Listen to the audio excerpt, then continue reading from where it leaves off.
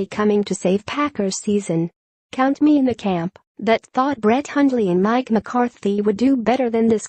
Even with an extra week to prepare for Hundley's second start in place of injured Aaron Rodgers, their performance Monday night was about as uninspiring as it gets in the Green Bay Packers' 30-17 loss to the Detroit Lions at Lambeau Field. Anemic. Impotent. You pick the adjective. The Packers' offense was it until Detroit pretty much had the game in hand. But here's the thing, there's no cavalry coming. The trade deadline has passed, so there's no bringing in a quarterback from another team. Silverstein, Packers ill-prepared to match up with Lions-related. Packers third down ineptitude leads to third straight loss-related. It's all uphill until Brett Hundley makes plays downfield, and anyone thinking things would be any better with Colin Kaepernick or somebody else off the street is delusional. So it's Hundley, sink or swim. No wonder McCarthy gave him another full-throated endorsement after the third-year quarterback put up an 86.0 rating and only 3 points in the first 51 minutes of the game. I believe in Brett, and that's not just a press conference statement, McCarthy said. He's got what it takes. He has it in his body, he has it in his mind, and he definitely has the heart. I believe in him. The last time McCarthy and general manager Ted Thompson were in this position, in 2013, they went out and got Matt Flynn off the street. That move saved the season. Those circumstances were almost exactly the same as now, only different. Like now, the Packers in 2013 had lost the game in which Aaron Rodgers broke his collarbone, and then the next two after that. Same for this year. But in 2013, Flynn was out there as a fallback when Seneca Wallace got hurt and Scott Tolzien couldn't get it done. The Flynn signing worked. The Packers went 2-1 in the games he finished and still were in the playoff hunt when Rodgers returned. For one reason, and one reason alone, McCarthy and Flynn had worked together before, for 4 years, from 2008 to 11. McCarthy knew Flynn's game, and Flynn knew McCarthy's offense. That gave them a fighting chance.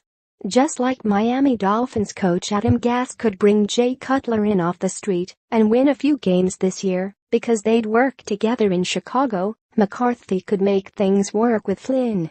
There are no Matt Flynns out there for McCarthy now.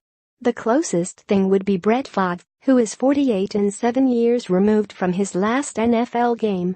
That's a non-starter. Actually, Flynn might be the closest thing to Flynn. He's 32 now, not ancient, but hasn't played in an NFL game since 2014 and hasn't been on a team since 15. Has he even stayed in shape? I suppose it might be worth a call, but it's still a long shot. Box score, Lions 30, Packers 17. NFL scoreboard standings. Packers chat, Ryan Wood at 1 p.m. Tuesday. I'm sure national pundits and some Packers fans will be clamoring for Kaepernick. They'll point to a couple of his 2016 stats, 16-4 touchdown to interception differential and 90.7 passer, and insist he'd be an upgrade. But really?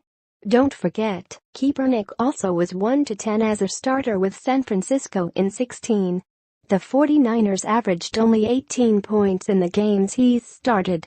So while he wasn't turning the ball over, he wasn't doing anything to win games. And that was with the team he'd played for his entire career.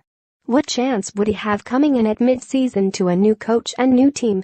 Kaepernick's faster and a little stronger arm than Hundley. But he's not that different a player. The question on both is whether they can make the quick reads and have the quick reactions that it takes to succeed at quarterback in the NFL. That hasn't changed since Kaepernick has been out of the league. So bring him in, don't bring him in. It's not going to make any difference. He and McCarthy have never worked together. By the time Kaepernick learned McCarthy's offense and McCarthy learned Kaepernick's game, the season would be over. More than anything, Hundley's struggles highlight the big mistake Thompson made when he gambled and cut undrafted rookie quarterback Taysom Hill at the end of training camp. Thompson thought he could sneak Hill through to the practice squad, but the New Orleans Saints had other ideas. So now Hill is the Saints' number 3, rather than the Packers. Hill might have been the most physically talented of all the Packers' backups in training camp. He has size, a stronger than average arm, and ran a 4.46 second 40. He was overaged for a rookie, 27 now, and had a troubling injury history. But he had talent,